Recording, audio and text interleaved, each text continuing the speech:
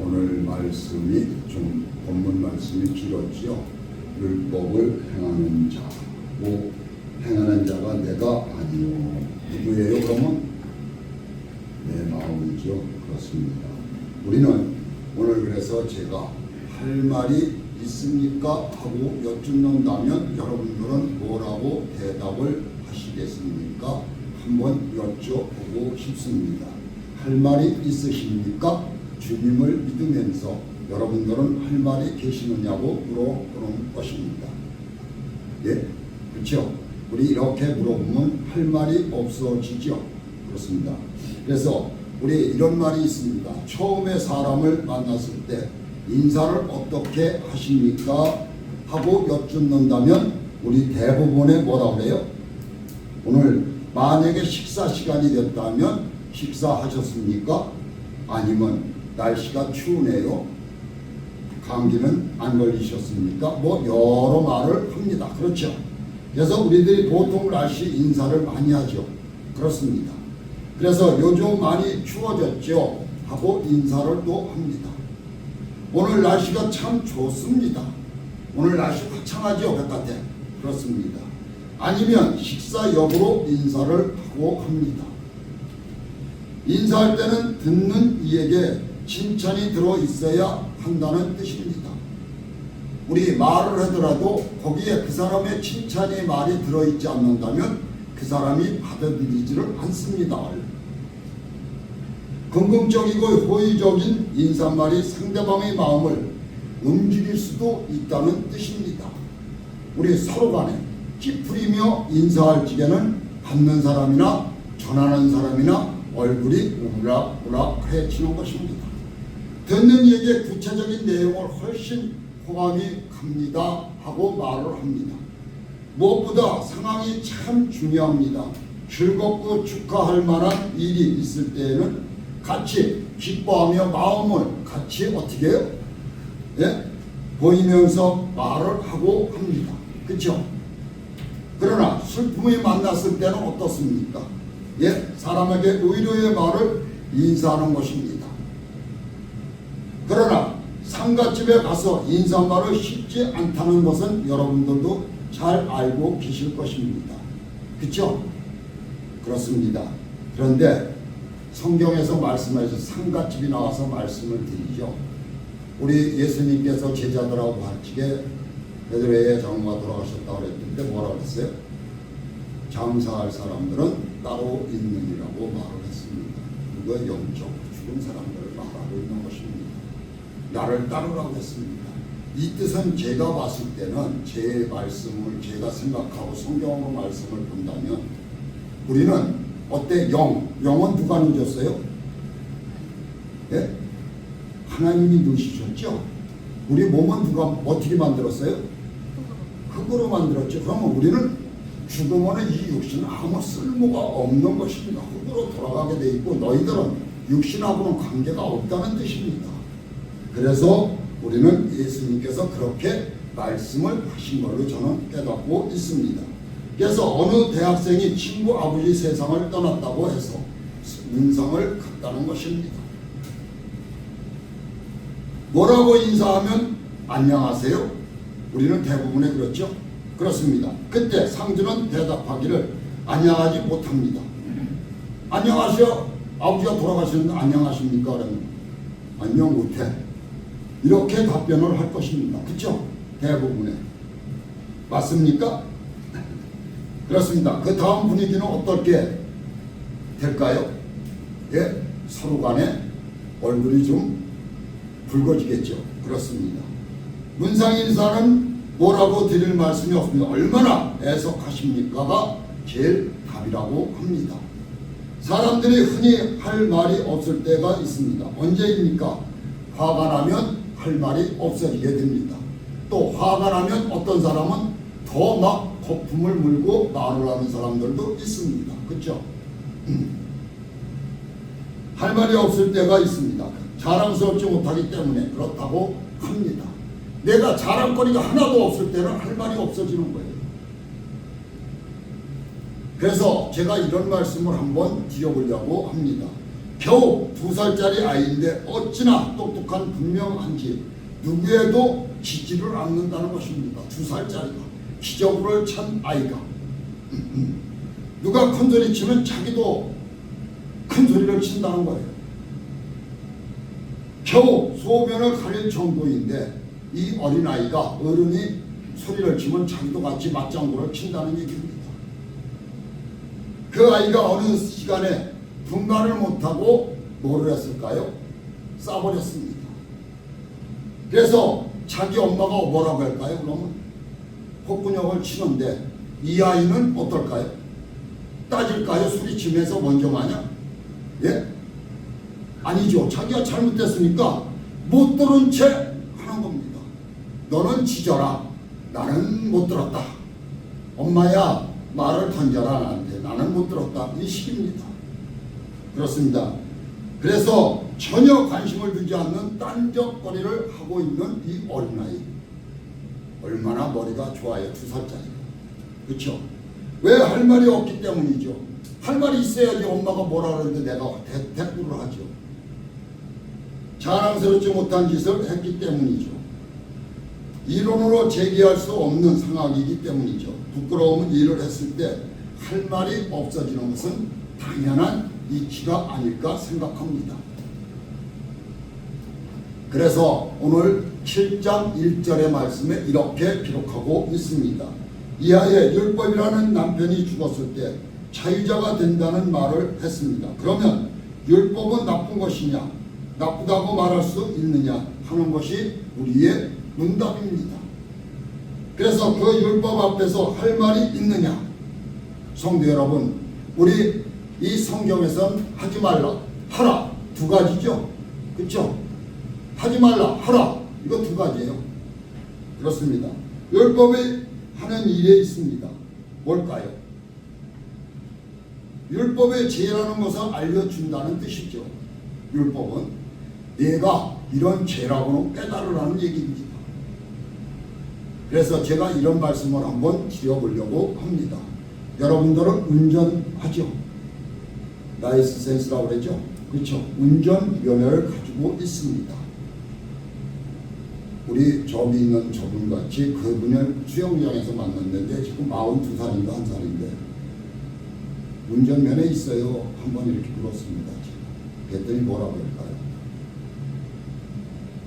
네? 저는 무서워서 운전을 못합니다. 아가씨가 운전면허가 없으면 어떻게 이 세상을 처리합니까? 그랬더니 운전은 죽어도 못한대요. 무서워서. 그럼 시집을 가야지 41살이니까. 그랬더니 무서워서 못 가겠대요. 남자. 그게 참 아가씨가 할 말일까요? 예? 근데 우리 한번 생각을 한번 해보십시오. 그런 말을 하는 사람은 분명히 자기 가정이나 옆에나 봤을 것입니다. 그렇죠? 뭔가가 보는 느낌이 있기 때문에 그런 말을 한다고 저는 믿습니다. 그러면은 그 입에서 나오는 말이 그런 말을 하더라고요. 시집가서 제치면은 좋다고 해서 시집가서 얼마 안 돼서 1년이나 2년 살다 이 애 낳고 사는데 남편이 술 먹고 와서 두드려 패면 어떻게 사는 거예요? 그게 겁나서 못 간다는 거예요. 그래서 제가 뭐라고 했을까요? 네? 제 답은 뭐라고 했을까요? 네? 그래도 한번 가봐야 되는 거 아니야? 아니요? 그럼 가지마.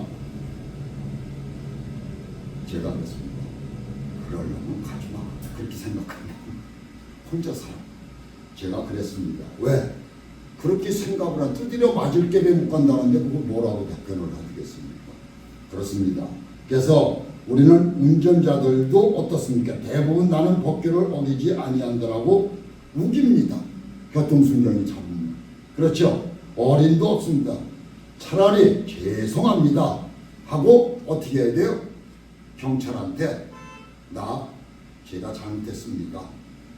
우리 약한 걸로 좀 끊어주시옵소서 하는 것이 더 조심스럽지 않을까 하는 생각입니다.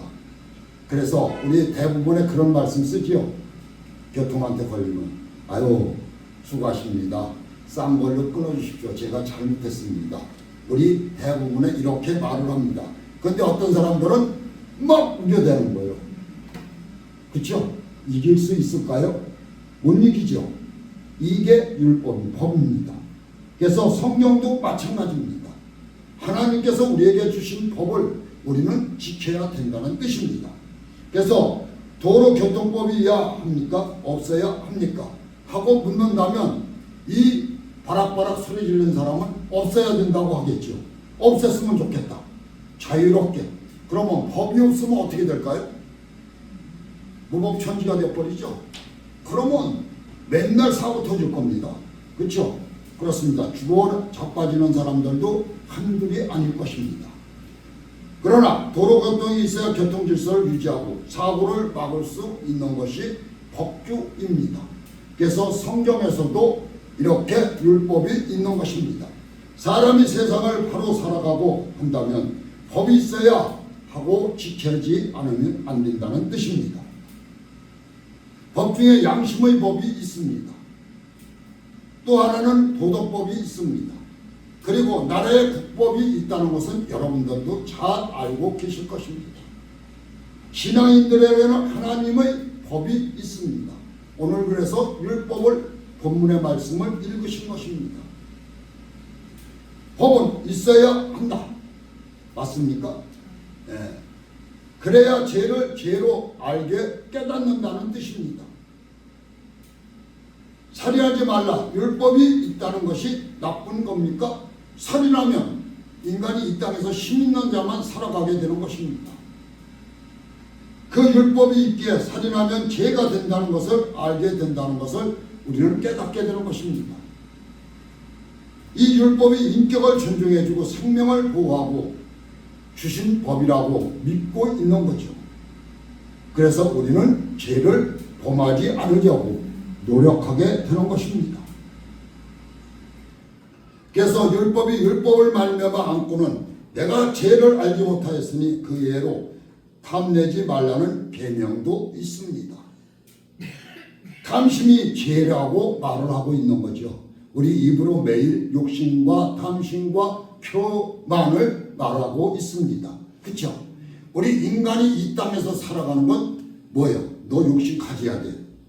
맞는 얘기입니다. 그렇죠? 왜? 욕심이 없으면 맨날 그 타령 그 차령으로 살아가게 됩니다. 왜? 오늘 벌어서 오늘 써버리고 말아요.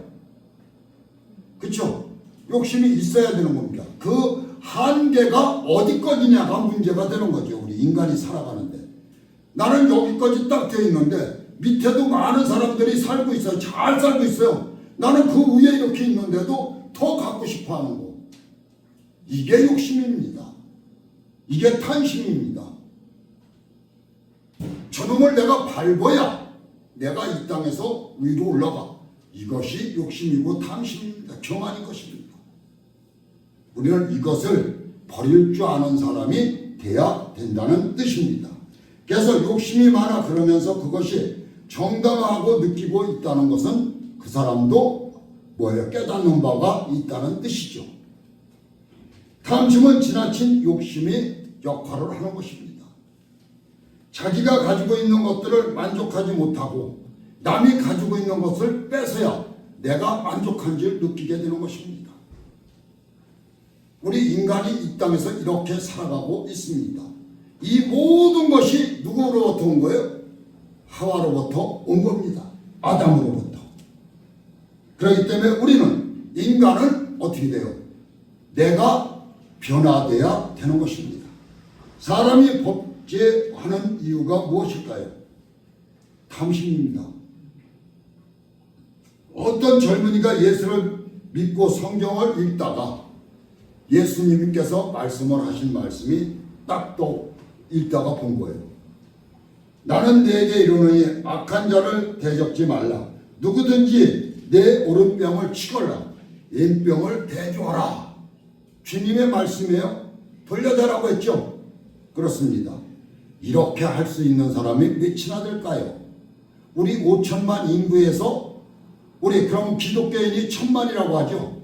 그러면 1,000만에서 오른쪽 뺨을 딱 때리면은 왼쪽 뺨을 갖다 대줄 사람이 몇 명이나 될까요? 예? 목사라도 없을 겁니다. 거의가 화를 낼 것입니다. 그래서 성경을 읽고 묵상하다가 이 젊은 친구가 이렇게 생각을 해본 것입니다. 아, 이것을 내가 테스트를 해봐야 되겠다. 그래서 자기 교회 다니는 교회에 장로님 한 분이 성경을 잘 읽고 정말 믿음을 엄청 잘하고 모든 것을 다 1등 모범생입니다. 이 장로님이 나이도 지긋하시고 그래서 그 장로님을 앞으로 가서 쥐싸대기를 내갈겨버린 겁니다. 이 젊은 친구가. 그럼 어떻게 될까요? 이 장로님 갑자기 얻어맞은 거잖아요. 눈이 번쩍한 거죠. 어떻게 됐을까요? 예? 이유 없이 뺨을 한 대 얻어맞았는데 이상할 거 아니에요? 그래서 기대와는 달리 장로님이 어떻게 됐어요? 노발 대발을 하고 이 아닌 게 아니라 18건조도 나오겠죠. 웬만하면. 그렇죠? 그렇습니다. 그래서 이 청년은 그럼 어떡할까요? 장로님이 욕을 하고 그러니까. 예? 씩씩된 거예요. 청년이. 그리고는 놓아서 이 7장을 딱 펼쳐서 펼쳐서 이 말씀을 딱 보여준 거예요. 이 장로님이 뭐라고 했을까요? 마태복음 5장 39절 말씀을 딱 핀 겁니다. 그래서 이 장로님이 청년의 머리를 툭 때리더니 이렇게 말을 했다고 합니다. 뭐라고 했을까요? 예? 여태까지 제가 말씀을 드렸어요. 예? 뭐라고 했을까요? 장로님 뭐라고 했을까요? 예? 야, 이 성경을 보면 오른뺨이었었잖아. 그런데 너는 나를 왼뺨을 때렸잖아. 그러니까 내가 승질이라는 거지. 이렇게 청년한테 말씀을 한 겁니다. 누가 죄가 없습니까? 율법에 의하면 우리는 모두 죄인이라는 뜻입니다. 성도 여러분, 이 청년같이 우리 담대하게 할 수 있을까요? 이 장로님같이 그렇다고 그렇게 갖다 성경을 들여댔을 때, 말씀을 들여댔을 때 머리를 툭 때리면서 네가 오른뺨을 때려야 되는데 왼뺨을 때려서 내가 이렇게 할 수 있는 사람이 몇이나 될까요? 그렇죠? 그렇습니다. 그래서 비교적 고부간의 관계나 항상 불편한 관계라고도 합니다. 그렇죠? 예전에 여자가 친정 갈 때에는 여자가 맨 남편 앞에 서서 엄청 빨리 간답니다. 친정에 갈 때는 먼저 서두르고. 그렇죠? 그런데 집에 갔다 시댁으로 이제 옮겨가야 될 거 아니에요. 그럴 때는 뒤에 쳐진답니다. 이것이 실상인 것입니다. 그래서 시어머니, 시아버지, 시자 들어가는 것은 안 좋은 겁니다. 신의, 꼭 신의 행세를 하려고 하죠. 우리 다 겪어보셨을 것입니다. 그래서 시집간 젊은 세작이 시금치를 먹지 않는다고 합니다. 시금치는 우리 인간에게 좋다고 하죠. 그런데 시금치를 뽀빠이 나오죠. 거기서 그렇습니다. 성경을 읽을 때도 뭐를 안 읽는다고요? 시편을 안 읽는답니다. 시자 들어간다고.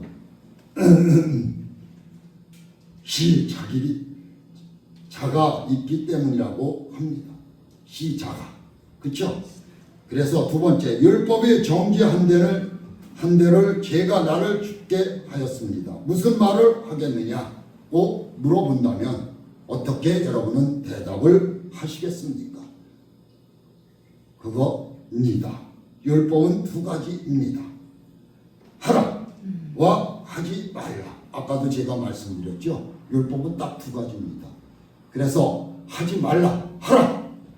하지 말라는 거 성경에 이걸 계산해 보면 600몇 가지를 옛날에 유대인들이 만들었죠.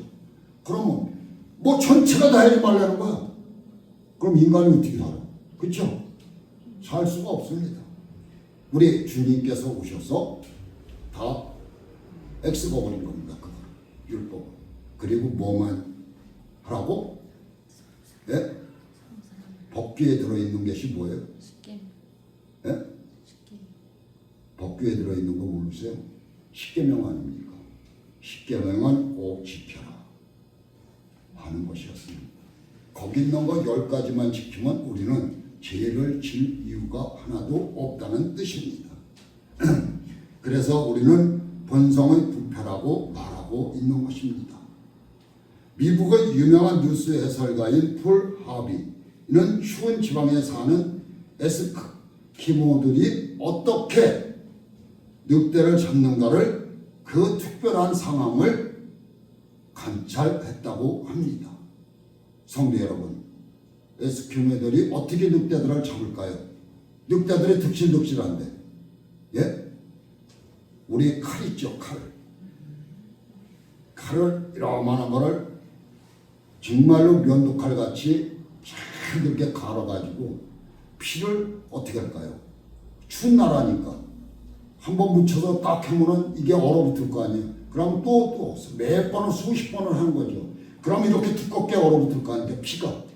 그걸 눈에다가 칼날이 위에 승거를 해서 싹 눈 위에다가 싹 놓는답니다. 그러면 피냄새를 맡고 이 늑대들이 와서 혀로다가 흘러온답니다. 성도 여러분, 늑대들은 피를 좋아한답니다. 핥다가 보면은 자기 혀가 어떻게 될까요? 이게 마비가 돼버리면 마취예요, 마냥. 마비가 돼서 그게 핥으니까 어떻게 돼요? 이제 번새가 나올 거 아니에요. 그 시퍼런 그걸 모르는 거지. 계속 빨다 보면 어떻게 될까요? 자기 혀에서 피가 나오는지도 모르는 거죠. 결국은 어떻게 되는 거예요? 자기가 자기의 꾀에 쓰러지고 마는 거예요. 목숨을 잃게 되는 거죠. 그래서 결국에는 어떻게 돼요? 죽게 되는 것입니다. 에스키모들이 이렇게 잡는다고 합니다. 늑대들을. 그래서 드디어 늑대는 피를 많이 흘리고 그 자리에서 쓰러져서 죽는다고 한다는 것입니다. 사람이 처음에 호기심으로 다음은 욕심으로 무감각해진 상태에서 계속 범죄하다가 죽음을 맞게 된다는 교훈도 있습니다. 그래서 이 지금 늑대 잡는 법을 말씀을 드린 것입니다. 우리도 입으로 계속 말을 하다 보면 내가 이걸 죄인지 아닌지도 모르고 하는 거예요. 그래서 주님이 말씀을 드리는 겁니다. 신앙은 형식화되고 죄에 대하여 감각이 떨어지게 되는 것입니다. 아, 이 정도야 뭐 괜찮겠지. 이것이 우리들의 마음인 것입니다. 죄에 대해서 내성이 생겨 죄책감도 없어지는 것이 우리 인생 살아가는 데입니다. 흔히 하는 말이 외상이면 소도 잡아먹고, 그렇죠? 외상이면 소도 잡아먹는다고 하죠. 공짜면 양잿물도 어떻게 해요? 큰 대접으로 마신답니다. 그래서 이런 말씀을 여기 호주머니에 보면은 여기 권사님은 안 가지고 계실 거지만 대부분이 다 가지고 있을 겁니다. 신용카드, 그렇죠? 우리 어때요? 쓸 적에는 사인 삭삭하죠. 그렇죠? 기분 좋겠습니다. 그런데 우리 언제 되면 내가 10일 날 결제, 25일 날 결제, 그렇죠? 그날 뭘 받아요? 전에 명세표를 딱 또 이렇게 많이 썼나? 기절초풍을 할 때가 있습니다. 이렇게 우리는 마음대로 신용카드라 해서 내가 현금을 내지 않으니까 마음대로 쓰는 거죠. 그러다 보면 나중에 내가 뭐가 돼요? 정말 어려워지는 길을 가게 돼 있습니다. 그래서 우리 사인할 때는 제일 좋죠. 그래서 제도 그러하다는 뜻으로 말씀을 드리는 겁니다. 죄를 한 번 짓다, 두 번 짓다, 세 번 짓다 그러다 보면 이게 습관이 되어버린다는 뜻입니다. 그래서 죄값은 사망이라고 하였습니다. 우리 로마서 6장 23절에 이렇게 말하고 있습니다. 죄의 싹은 사망이요 하나님의 은사는 그리스도 예수 우리 주 안에 있는 영생이니라고 말하고 있습니다. 그러니까 우리는 믿음의 자녀들은 하나님 품에 들어가야 되지 않을까 하는 생각을 가지고 말씀을 드리는 겁니다. 율법 앞에 의인이 없다는 뜻입니다. 사형 선고를 당한 사람에게 당신은 몇 년형이요? 하고 묻는다. 그렇죠? 그러면 처음에는 억울합니다. 정말로 나는 이런 건 정말 억울합니다. 합니다. 대부분 우리가 그렇게 말을 하죠. 그러나 사형 집행을 당하게 되면 할 말이 있을까요? 예? 대부분 할 말이 없다고 한답니다. 죗값으로 죽게 되었는데 무슨 말을 하겠느냐는 얘기죠. 사형 선고를 받은 사람에게는 말이 없답니다. 내가 죄를 졌기 때문에 깨달은 거죠. 그리고는 할 말을 없다는 것이죠. 성도 여러분, 우리 영화나 어디서 보면 사형 선고하는 거 보셨죠? 목매서 이렇게 얼굴 가려가지고 할 말 마지막에 한 말씀 하십시오 하죠. 그런데 대부분의 말을 안 하죠. 그렇습니다. 우리 세 번째, 선을 알면서 행치 못하기에 할 말이 없게 되었다고 합니다. 사람이 잘못을 하여도 처음으로 몰라서 그렇다면 정상이 참작된다고 할 수 있을까요? 없을까요? 나 몰랐어. 그러면 참작이 될까요? 사람 죽여놓고 나 저 사람 몰랐어 하고 한다면 그게 참작이 안 되는 거죠. 그렇죠? 그렇습니다. 그래서 알면서도 못하고 있다는 것이 우리 마음인 것입니다. 인간의 고민이 여기에 있습니다.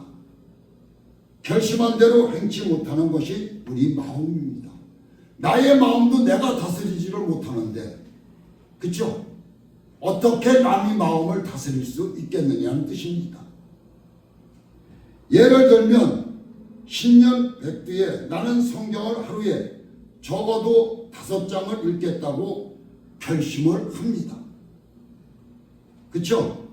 우리 그런 결심들 하죠. 그때 결심은 오늘은 사정이 생겨서 못 읽었으니 내일 배로다가 읽으면 되겠지 하고 뒤로 미룹니다. 그러면 그날 배로 읽을까요? 무슨 일이 또 생깁니다. 그래서 못 읽고 새해를 넘기게 되는 것입니다. 성도 여러분, 제가 이런 말씀을 드려도 될까요? 우리 기독교 방송 CTS인가 보면 아침에 8시 딱 되면은 뭐를 할까요? 8시 되면 예? 성경을 읽습니다. 한 3분 정도 읽어요. 그것만 따라 읽어도 1년에 성경을 한독 딱 하는 겁니다. 그것만 따라 읽어도. 요새는 그것 때문에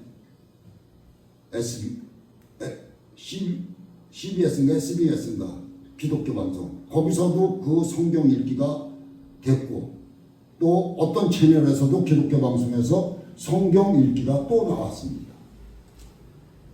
그래서 1년에 한독을 읽게 만들더라고요. 그게 딱 12월 말일날 되면 딱 끝나요. 그것만 한 번씩 따라 읽어도 우리는 1년에 한독을 하는 겁니다. 하나님 말씀을. 근데 그걸 이렇게 보면은 엄청 빨리 읽어요, 그 사람들이. 그래서 우리는 성경을 내가 하루에 만약에 오늘 말씀처럼 내가 5장을 좀 읽어야 되겠다 하면은 5장만 읽으면 1년에 성경 뛸 수 있습니다. 우리 지금 잘하고 있죠? 수요, 금요일. 그렇습니다.